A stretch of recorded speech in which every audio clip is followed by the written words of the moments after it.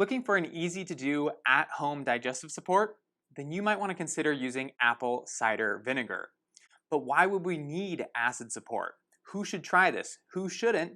And what is the best way to approach this apple cider vinegar strategy? All that and more in today's video. And of course, if you've been enjoying the content and you found it helpful, don't forget to subscribe to the channel and also ring the bell. That way you're notified when I post a video every single Thursday. If you're looking for the best information when it comes to naturally supporting your thyroid, you've come to the right spot.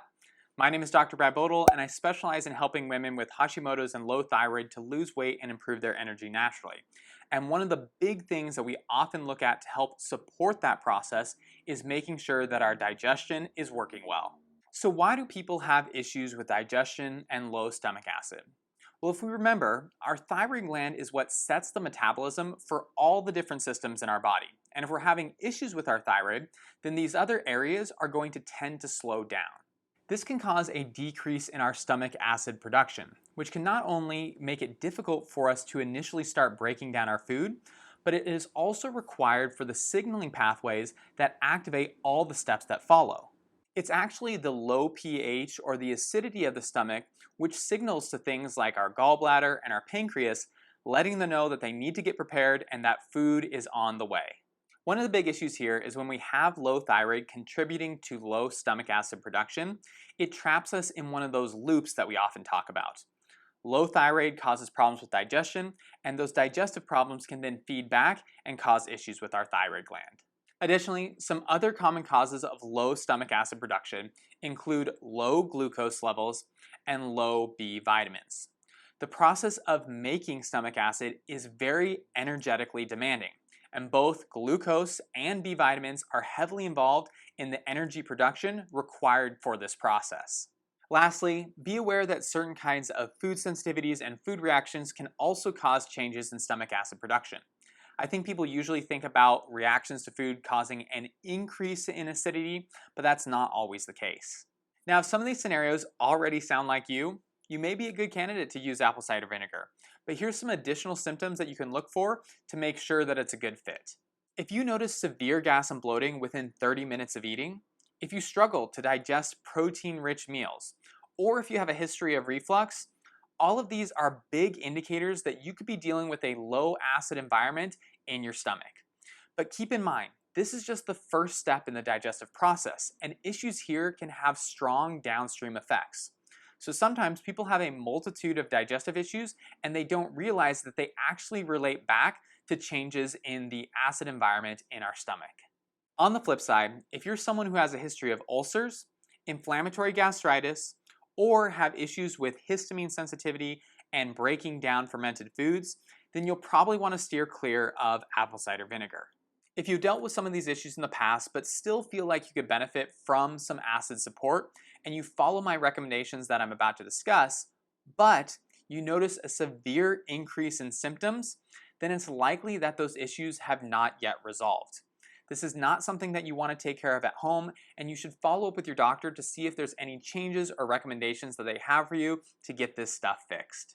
Now, if you have any questions so far, either about why certain people have low stomach acid issues, or the two different parameters or two different groups of people that should and should not try an apple cider vinegar challenge, just let me know in the comments below. I'd be happy to chat with you and help to clarify any questions you might have. So now that we understand the scenarios that apple cider vinegar would be best for, how do we actually implement it? And there's a couple ways that we can go about this. To keep it simple, you're going to want to grab your favorite brand of organic apple cider vinegar from the store, take a tablespoon of it, and dilute it in 8 ounces of water.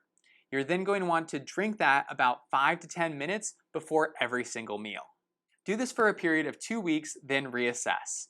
If you've been seeing great improvements, then you may be able to decrease the frequency of the apple cider vinegar usage as long as you continue to maintain the benefits.